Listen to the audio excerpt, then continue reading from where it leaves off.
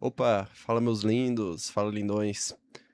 Vou gravar esse vídeo aqui pra tá comentando sobre algumas coisas interessantes e também criando alguns projetos que, na minha opinião, são interessantes e que fogem um pouco do padrão da indústria, né, do que as pessoas costumam estudar normalmente. E é isso, tá? Vamos começar a falar um pouco sobre engenharia social, que seria basicamente a arte da manipulação, né? Normalmente, a engenharia social, ela é utilizada para enganar as pessoas e conseguir informações, seja através de phishing, seja através de diversas outras formas, né, a gente pode estar, enganando a pessoa de diversas formas, até na comunicação. Você pode estar falando: "Ah, baixa isso aqui que é legal, é um aplicativo que vai otimizar seu PC, baixe placa baixe uma placa de vídeo, baixe memória RAM", e por aí vai. É meio que uma forma de manipular as pessoas, tá. E o que que eu quero dizer com isso? A engenharia social, certo, que eu tenho que deixar aqui, né, ela é muito utilizada no ramo de cybersec. É importante a gente entender, essa questão de engenharia social, porque ajuda a gente a se prevenir e entender como é que um golpista ou um engenheiro reverso e por aí vai pensa. É importante a gente ter essa mentalidade, pelo menos no meu ponto de vista, né. E é isso, tá. Então, basicamente a gente tem algumas formas. Você pode, por exemplo, criar um formulário para atingir um público-alvo, você blindar 2 sistemas, por exemplo, eu crio um cheat, tá, um cheat, sei lá, de algum jogo popular, Valorant, tá. Eu tenho esse cheat aqui, ele vai ter algumas funcionalidades, tá. Vou dar um exemplo aqui, né, vai ter algumas caixinhas aqui, sei lá, alguns inputs, algumas coisas.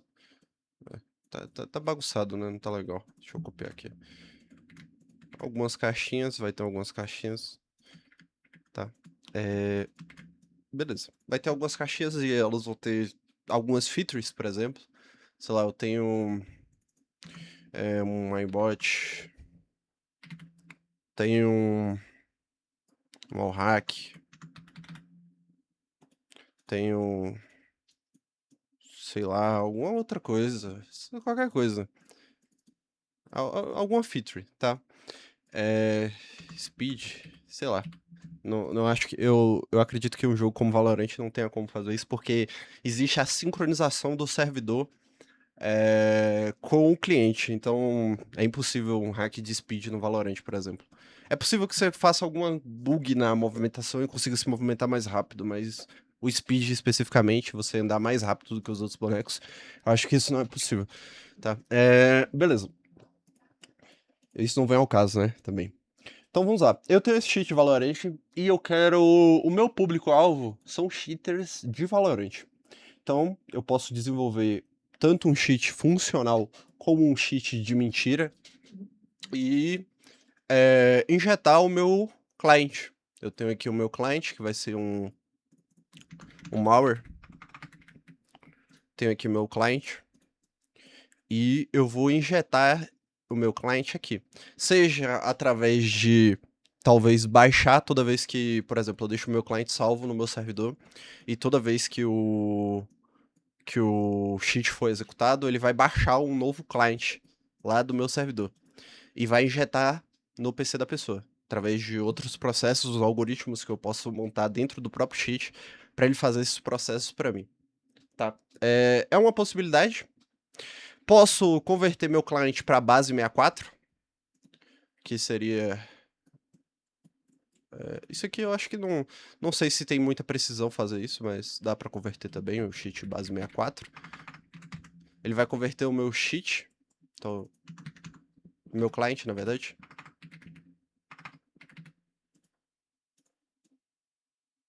base 64, e vai injetar no formulário da mesma forma.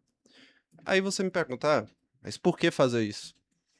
Bom, isso é uma forma de burlar o antivírus, porque você só vai executar o basicamente ele só vai executar o nosso ele só vai baixar e executar o nosso cliente quando o cheat for aberto. Então, a princípio, o antivírus ele não vai detectar nada.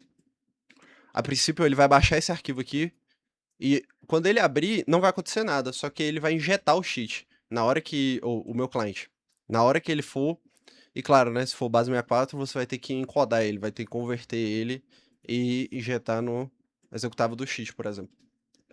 Entre outros entre isso não, é isso mesmo, tá. Me confundi um pouco aqui, mas é isso, tá. Basicamente, podemos fazer dessa forma. Podemos fazer também com que a gente pode utilizar um binder que, basicamente, ele vai fazer o quê? O binder ele é interessante porque o client ele pode baixar, vamos supor, tem o meu cheat, aí o cara abre o meu cheat, a vítima abre o meu cheat, e ele tá usando, só que ele pode continuar usando o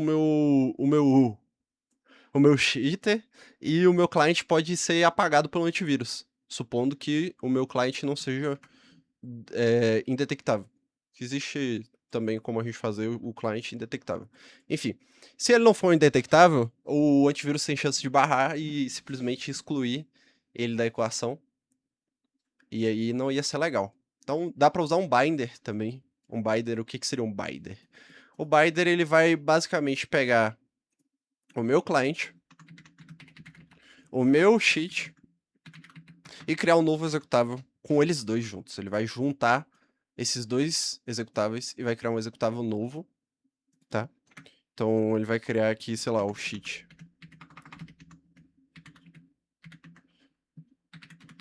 Então, ele vai pegar os meus dois executáveis, vai juntar eles.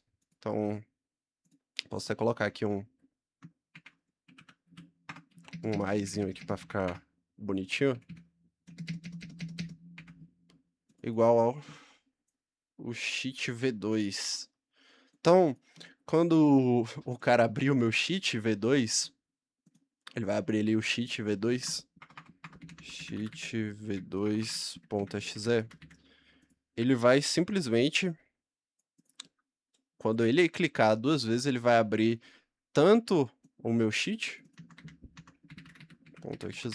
como o meu client.exe. Opa, então vocês conseguem entender que existe este mundo também.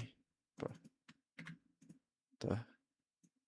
Bom, eu só queria dar uma introduçãozinha, engenharia reversa, algumas técnicas que as pessoas utilizam para poder estar conseguindo suas vítimas, os hackers, né, conseguirem suas vítimas.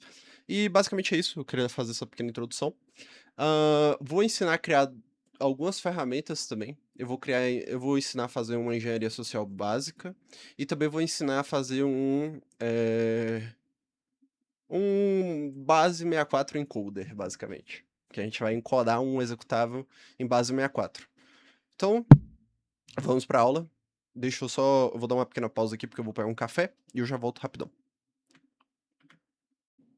Opa, voltei. Bora codar então. Peguei aqui meu cafezinho e só vamos. Vou estar criando aqui um novo projeto. Windows Form Application. Vou chamar ele de encoding, por exemplo. Pode dar o nome que você quiser.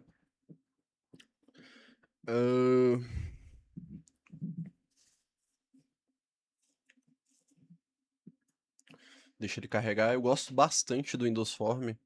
Foi um dos motivos de eu ter começado a aprender C Sharp na época que eu comecei a estudar programação. Que era por conta do Windows Form, porque ele facilita muito você desenvolver uma aplicação de desktop para computador, com uma linguagem decentemente boa para poder fazer isso. Bom, bora lá. Eu vou estilizar um pouquinho aqui. Tem uma propriedade que eu gosto bastante, que é o Windows. Eu acho que é esse daqui, Form Border Style. Vou deixar none. Vou criar um botãozinho aqui simples, tá? Esse botão eu quero que o estilo de borda dele seja diferente também. Quero flat, pop. Deixa eu ver aqui as opções que a gente tem. Standard, System. Vou deixar como flat, tá? Eu vou deixar aqui, eu vou deixar a fonte como a fonte da JetBrains aqui no formulário inteiro. Eu gosto muito dessa fonte, então vou colocar ela. Formato de 10 pixels, pronto. Assim tá ótimo. Vou deixar... Claro que aqui não é a coisa mais bela do mundo, porque não é muito estilizável, né? Eu acho que tem a possibilidade de você, por exemplo...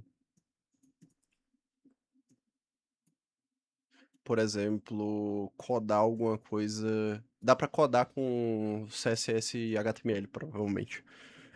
Eu nunca testei, nunca tentei, mas eu acho que existe sim essa possibilidade também, que é melhor. Você consegue fazer uma estilização mais completa.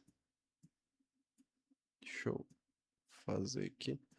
Ficou mais ou menos desse jeito aqui. Fica um pouquinho... Fica feio, né? Mas é o que temos pra hoje. A cor, vamos colocar aqui 40, 40, 40.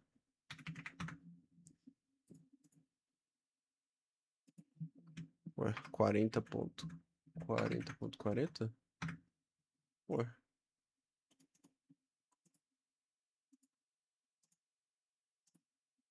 como é que funcionava as resoluções aqui de cor? Enfim, eu vou deixar black então. Vou deixar preto, acho que ficou até legalzinho assim. Vou colocar aqui um button, que esse button vai ser responsável pelo nosso encode, né? Vai transformar o arquivo que a gente quer em base 64. Deixa eu dar 2 cliques aqui. This.close para ele fechar quando eu clicar no botão. Fechar esse formulário, né?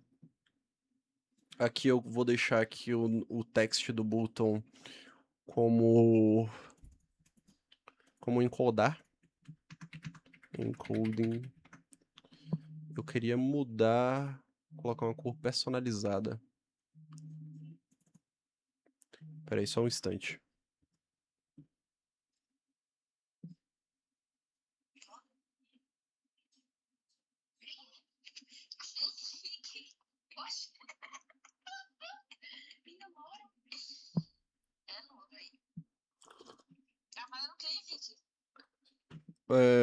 Rodando.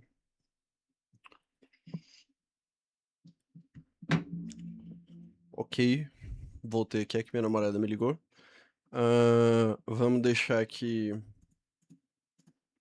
Eu quero deixar a cor do botão...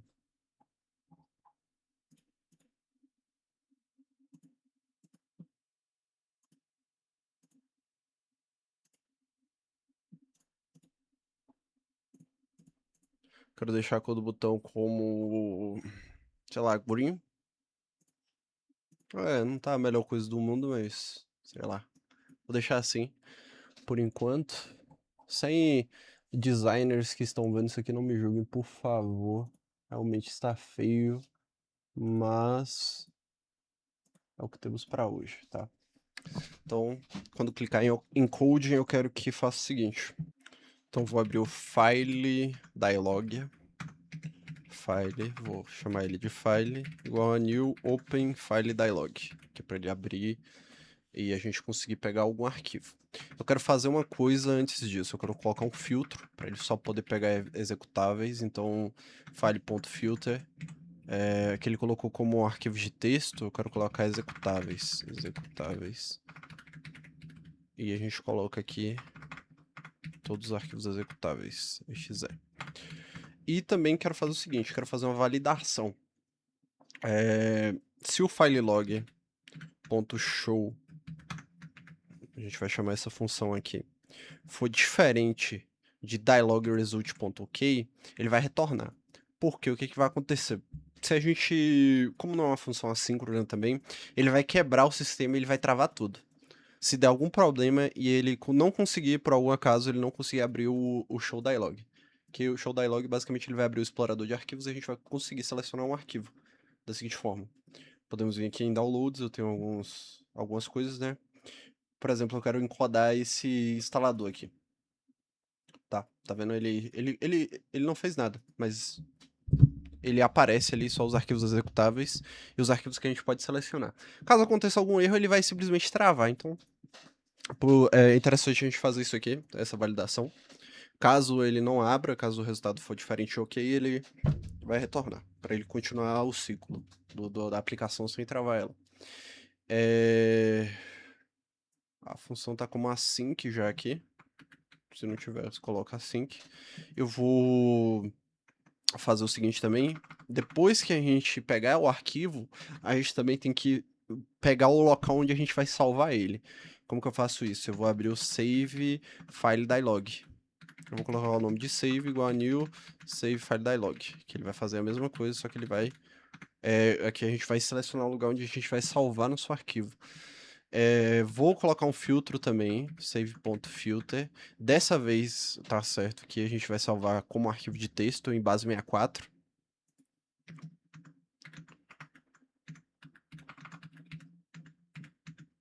Base 64, tá? Quero fazer o seguinte agora.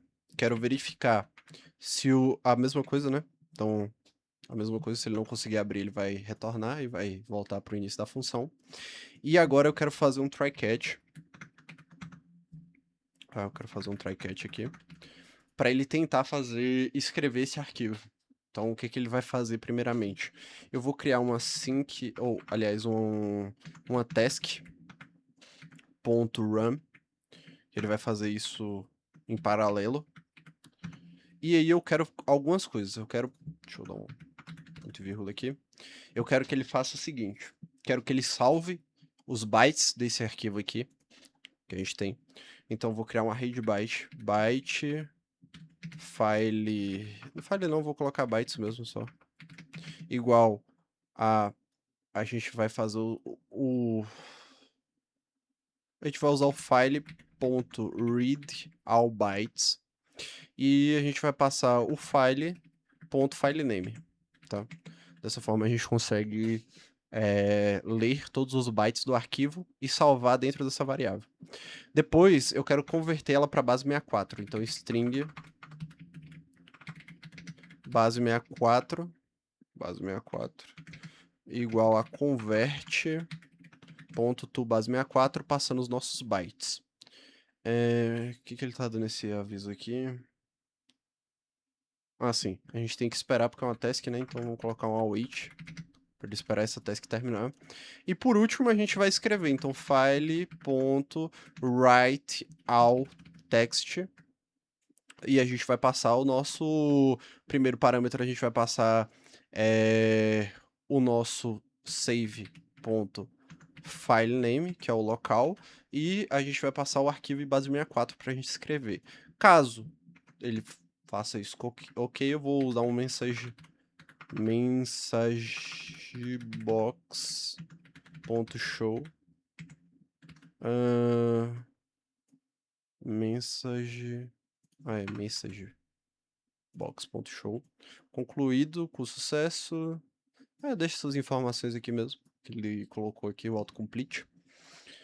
E aqui, caso ele não consiga, eu vou dar um messagebox também, messagebox.show, deu pau. A gente pode colocar aqui um alerta, né? Então, messagebox, deixa eu ver qual é o nome da propriedade aqui. A message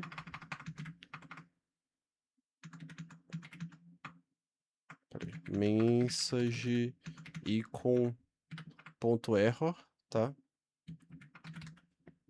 Deixa eu ver o que ele tá chorando aqui. Tem mais o parâmetro, erro, que é o parâmetro da mensagem. E também tem um parâmetro do botão que vai aparecer. Ok. Beleza. Dito isso, o nosso encoder tá feito, eu acho. Se tudo estiver correto, quando a gente executar aqui, ele não vai dar nenhum pau. Então vamos pegar aqui o instalador, vamos escolher o local, eu vou salvar aqui em músicas que não tem nada e vou colocar o nome como, sei lá, teste 64. Concluído o sucesso. Aparentemente funcionou. Então vamos vir aqui em música, teste.64 e tá aqui o nosso código convertido em base 64. É uma ferramenta interessante, né, por fins didáticos. Agora vamos fazer a última ferramenta, que é a engenharia reversa, de fato, que eu queria fazer.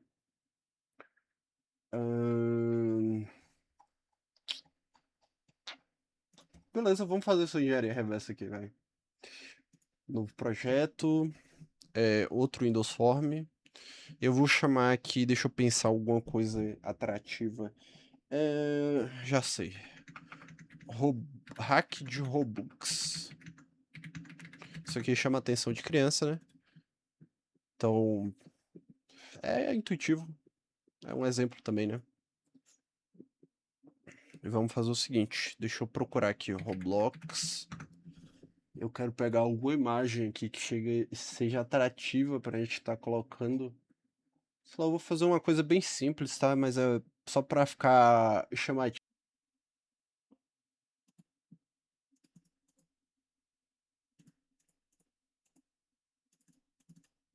Pronto, agora foi. Vou. Peraí, pô. Deixar street. Pronto. Vai ficar bem feio, mas eu acho que vai chamar a atenção, pelo menos. Vou deixar aqui o formulário com a fonte da JetBrains, que é um pouco menos pior. Vou deixar aqui. Vou colocar o nome dessa label aqui como username. Dentro do username aqui eu vou colocar uma label. Label não, uma text box.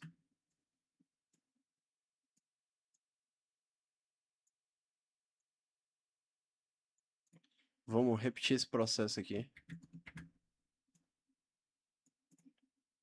Deixa eu ver se tem como deixar um pouco menos pior essa label aqui.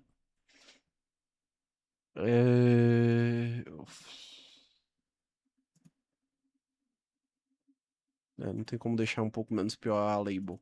O input até dá pra deixar um pouco menos pior. Dá pra, dá pra deixar um pouco menos pior, mas enfim. Eu vou deixar desse jeito aqui pra não enrolar muito o vídeo, senão ele vai ficar muito grande. Vou colocar aqui o button.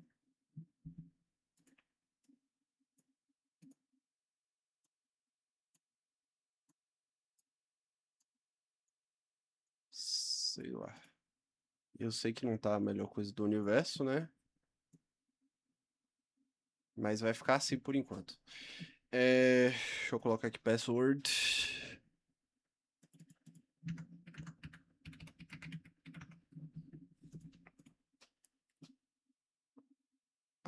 Deixa eu colocar também um último input aqui para chamar um pouquinho mais a atenção.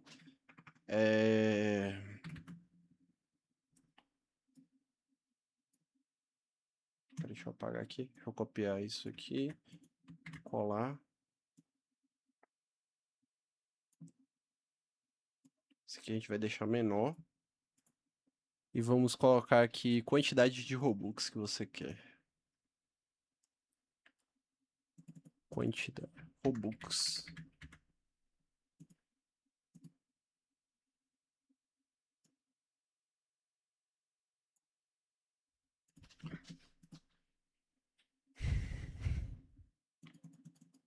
Inject. Pronto. Quando clicar em injetar, ele vai injetar o Robux. Eu vou fazer uma outra coisa aqui também. Vou deixar um progress bar aqui. Progress bar. Deixar aqui. Progress bar. E vou fazer o seguinte, eu vou deixar essa progress bar invisível.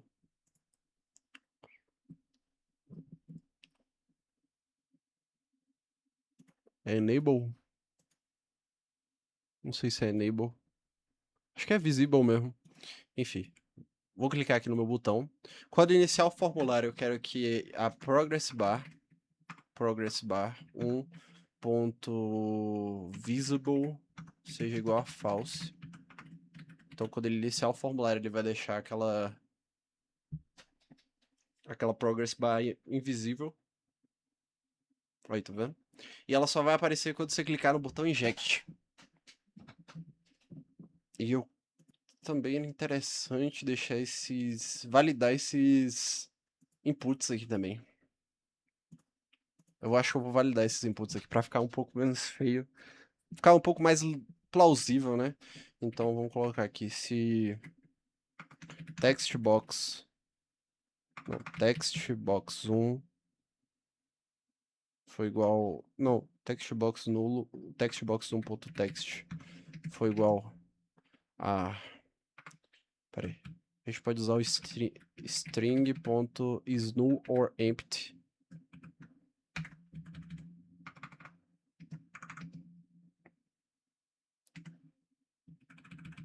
Textbox2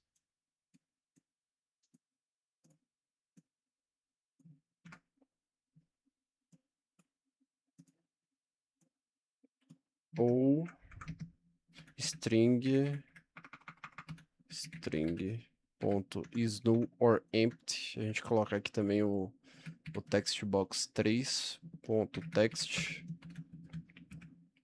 Pronto.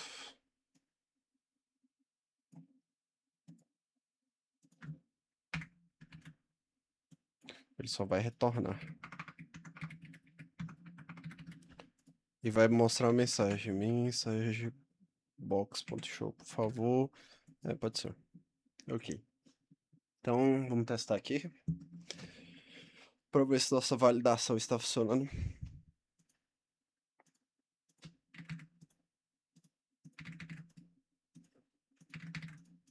Aí, agora foi.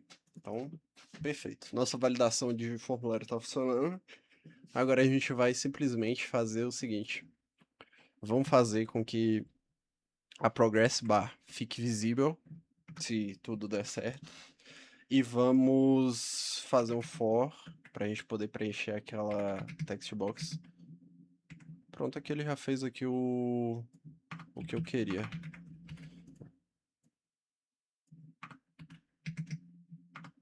Então a gente vai fazer o quê? A gente vai iniciar um loop de progress bar que vai começar com e que vai auto-incrementar o valor, que é a propriedade de valor da text box. É isso aqui, ó, quer ver?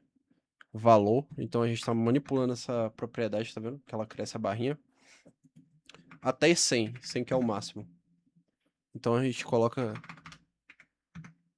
em 0 e vamos incrementar isso aqui a cada 50 milissegundos, certo? Então vou iniciar aqui para vocês verem. Pedro, 1, 2, 3. E eu quero, sei lá, essa quantidade de Robux. Aí ele começa. E ele deu pau em alguma coisa. O valor. Coloquei 101, 100.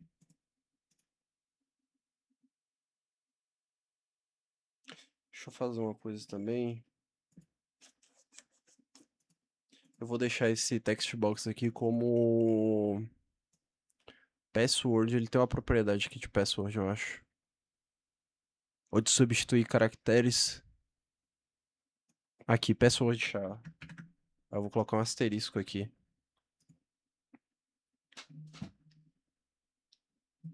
Pedro. Aí, ó. Quantidade de Robux. Aí ele começa a injetar os Robux na nossa conta. Ó. E aí a gente coloca uma mensagenzinha aqui. Messagebox.show, Robux adicionado na sua conta. E aí a gente também tira o progress bar, né? Progress bar ponto visible igual a false. Beleza, a gente já tem nossa engenharia reversa pronta. E eu quero fazer o que agora? Aqui eu quero baixar e executar um arquivo específico no nosso formulário. Porque ele vai servir só como fachada para a gente injetar o malware nesse computador. Então o que a gente vai fazer? Vou criar uma classe aqui. Onde é que ficam os arquivos? Vou criar uma classe seca aqui mesmo, sem organização nenhuma. E vou colocar aqui download. Tá. Aqui eu vou fazer o seguinte. Vou criar uma função public void download static. Pra não precisar ficar instanciando, eu só vou usar uma vez mesmo. E eu quero fazer o quê? Eu quero abrir um HTTP client, que ele vai ser... isso aqui pode ser.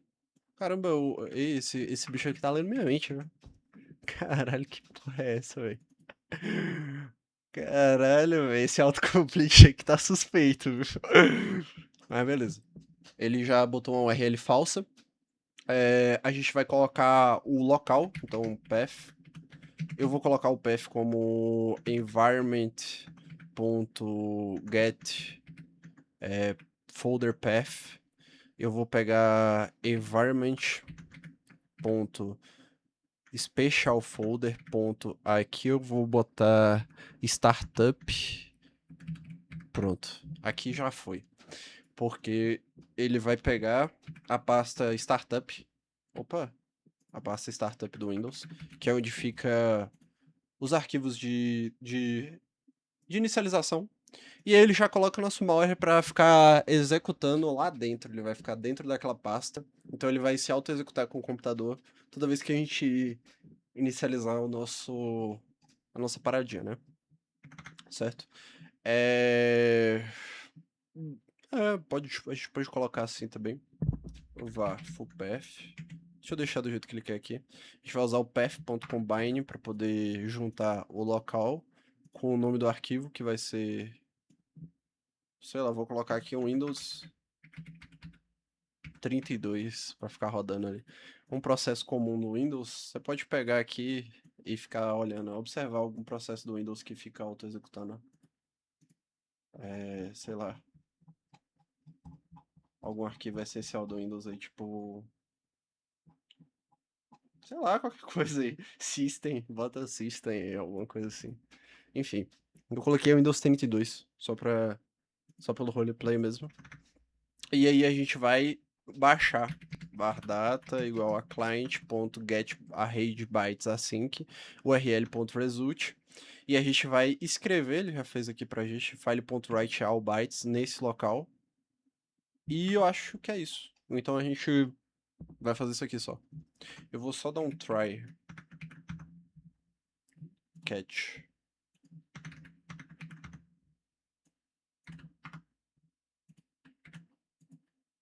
E vou fazer o seguinte. Vou criar uma thread.sleep de segundos para ele esperar. Enquanto isso, eu vou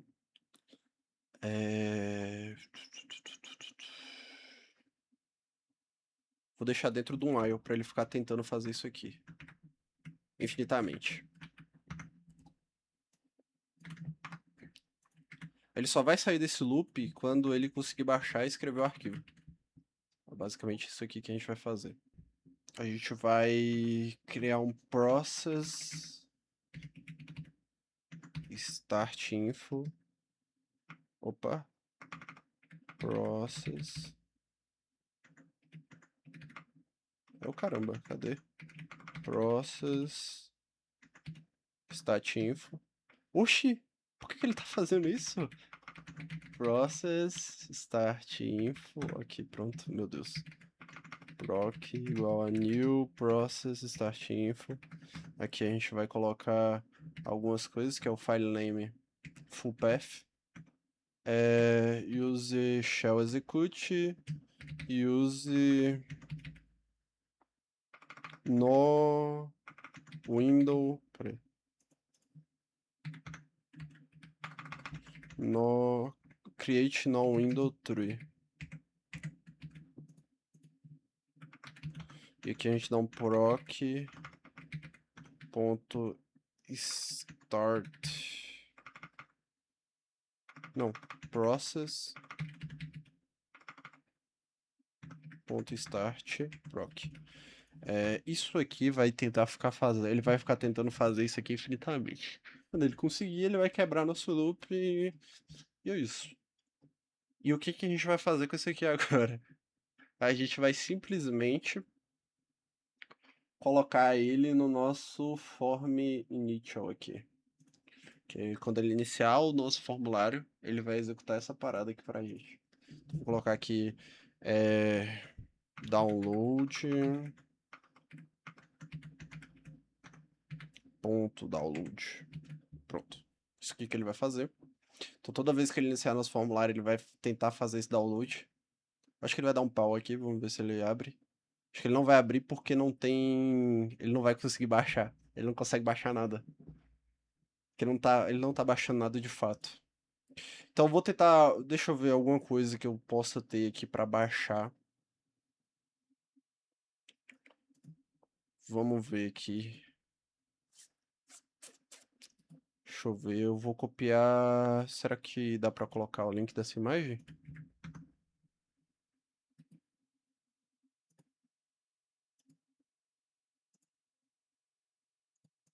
Deixa eu ver aqui.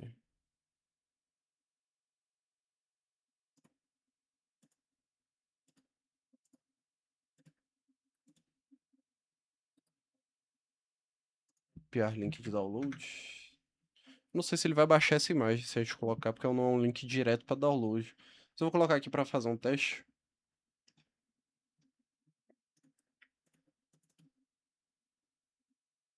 Opa, era para eu clicar aqui não, mas tudo bem. Download. Vamos colocar esse path aqui para ver. Eu queria baixar alguma coisa de exemplo para colocar, mas vamos ver se ele consegue baixar. Aí, ele baixou e executou, tá vendo? Só que como não é um como é uma imagem, né?